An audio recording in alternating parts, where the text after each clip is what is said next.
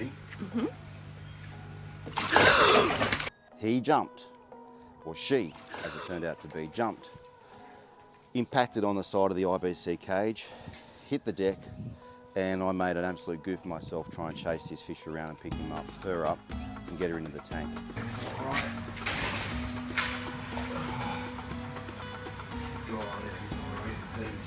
I knew that AROWANAs and Saratogas jump. Everyone does. But I thought that I've got that mesh bird net tile screen over the outside IBC. I had a large rubber landing net. I was going to put the net down carefully and scoop him underneath, all low key, all low stress, bring the net cover down so there's less room for jumping.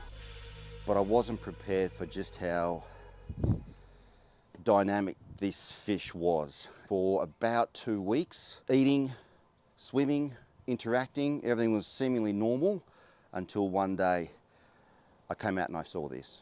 And immediately I was freaking out. I made one phone call, and that was to Lawson, who has been a great source of information and support, and got some great advice, but I learned a few things about what can happen to AROWANAs, Saratogas, bony tongues when they can go a bit acrobatic and launch themselves out of the water. So I said to you guys that I would make something good come out of that experience. If you have large dynamic fish and you want to transport them, the good will come out of it, because hopefully we can show you how to do that safely. And thus, Lawson has been very kind to gift me another Queensland Saratoga. And so I've driven up from Coffs Harbour to the Sunshine Coast, about 7.5 hours, spent a great day, 2 days with him up here. And he's going to show us how to properly handle a large Saratoga from an outdoor pond facility and then transport home in some modified eskies. You have to use ammonia lock. Lawson's pre-drilled holes in the lid, and the air line coming from a large 80 litre a minute blower next to me on the seat. We'll be running a fairly decent air stone in there, and one also in the other esky for the sooties and the barred grunters. So this is a Fish Sling. This is what I use a lot of the time when I'm handling big fish. It's marine canvas. So it's canvas on one side, but it's polyethylene on the other side, so it's nice and smooth. But also helps protect their scales when they're getting banged around. So the objective of a fish sling is obviously to protect the fish, but also to make transporting it a lot easier. Now we've got Velcro on these ends. It's not the best Velcro, it's pretty old. The new models that I've got coming actually will have a zip here with a catch on it. So how these work is you Velcro one end shut. Obviously you're in the water, this is already wet. You get the head of the fish to swim into this. They want to go to a dark spot because they're feeling stressed, and they'll see that as a dark area and they might be able to hide. So they'll want to swim into that. Once the fish is in there, you simply close it shut, secure the end, and then you roll the sling down to the point where the fish is now secured, holding the ends so it doesn't bust out, keeping it perfectly horizontal. We're not worried about holding down here? No, because the face will be up this end. We're worried about holding up here. Yep. Not worrying about that. No, yeah, because you'll have your hands on this like that. Right. And this will be heavy because it's wet and it will hold water. Yep. And the fish will be restrained in there. Now you're keeping the fish perfectly horizontal, so therefore none of its organs are getting squashed or the weight of its bowing in a net on a pressure point. So can I ask on that point, so when I thought everything was hunky-dory with Samson in Lawson, I was going to say Lawson in my aquarium, when Samson was in my aquarium eating everything was fine, and then I came in the next morning and it was just gliding and then bumping and then rolling and all the rest of it, and there was clearly damage. Did the autopsy, there was up where the kidneys are, right along halfway along the back, there was a pooling of blood as well as a lot of bruising inside that was not the kidneys. I had no idea what the repercussions of a dynamic fish launching out hitting the ground were, but Lawson was telling me there's something particular about their body shape which tends to make them more predisposed to these kind of injuries. Absolutely, 100%.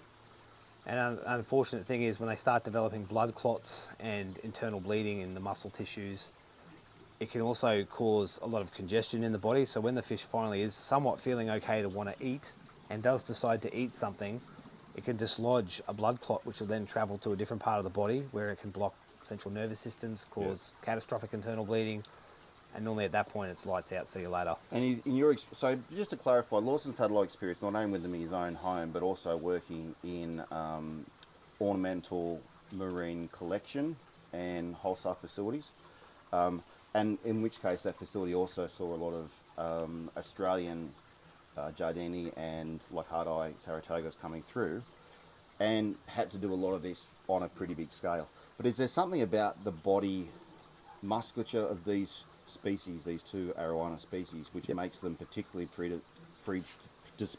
predisposed to injury? Yeah, most of their muscle tissue and anatomy is on the top part of their bodies. Yep. And if you notice, if you look down on the top of an AROWANA or a Saratoga, and then you look front on, they're kind of like a triangular shape, like a Dorito. If you're looking at holding a Dorito up, that's exactly what their body shape is like. Which means the weakest point of impact and the weakest link of that fish is the sides and towards the lower section of its body, which unfortunately, where all the internal organs are. So by hitting the deck, belly flopping, or hitting the side, there's no protection. There's no real muscle tissue there for them. I mean, there's some, but not like it's not like the top. It was relatively easy to remove the side body wall, which it wasn't a lot of thickness there. That's exactly right. So no thickness means no protection. It feels like it is because of the scales, but the scales are armoured, but the muscle tissue isn't. Yeah. You know, so it's unfortunate. Yep. That's why you use fish slings. Obviously, this is a larger size one because this is for larger fish. This is a large fish. Normally, I'd use a slightly smaller one, but this will still do the job that we needed to. Yep. Not a problem at all. Yep. It's fully drained, and I can hear it doing its thing. Now I come to this. This is what I call my manual release, and that'll now drain the pond. Sounds like spoken like a middle-aged man. Absolutely. Manual release. So how far down are we going to go? We're going to go to probably 200, so just just under a foot, about 20 centimetres. 20 centimetres, Yep. 8 inches deep. Yep, just to help limit the fish's capability, because with such a large surface area of real estate to deal with, even when the water's shallow, the fish can still propel itself. All right, so Lawson's wetting it down. He's got the far side of it zipped up, and I'm assuming at some stage here we'll be trying to coerce very gently and quietly our Saratoga towards the mouth of the sling. So she's currently just down there near the pump. She's just down here. And she goes, she's over there. She's just got her face over the sling. Let's just zoom in a little bit. There she is.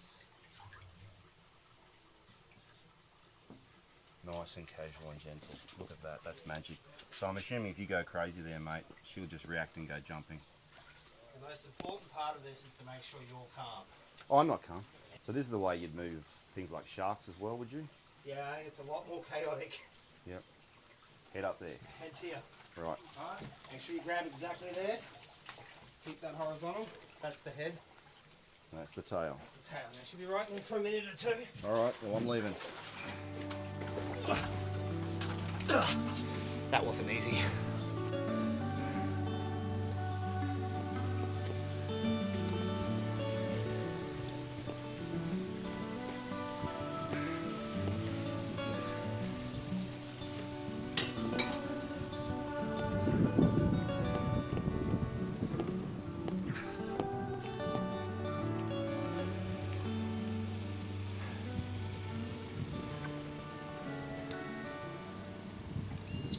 So I'm going to release this hand. Absolutely. And start slowly unrolling it.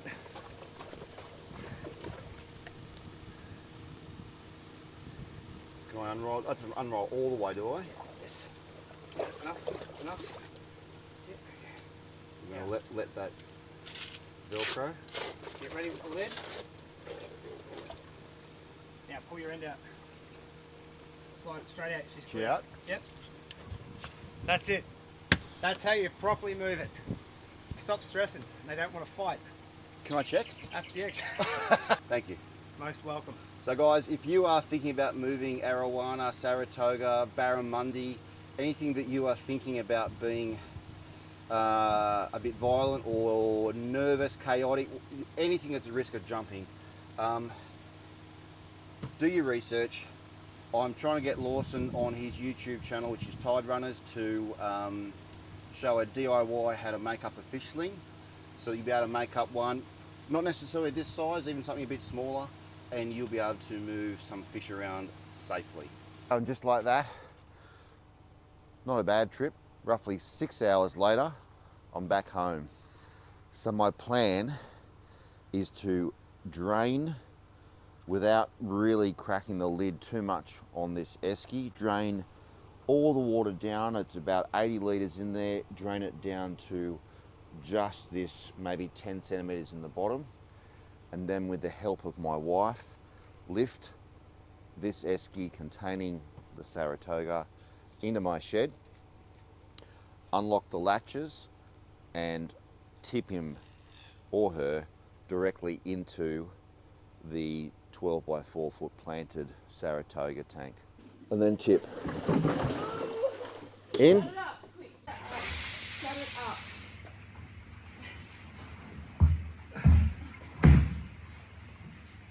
Oh, wow.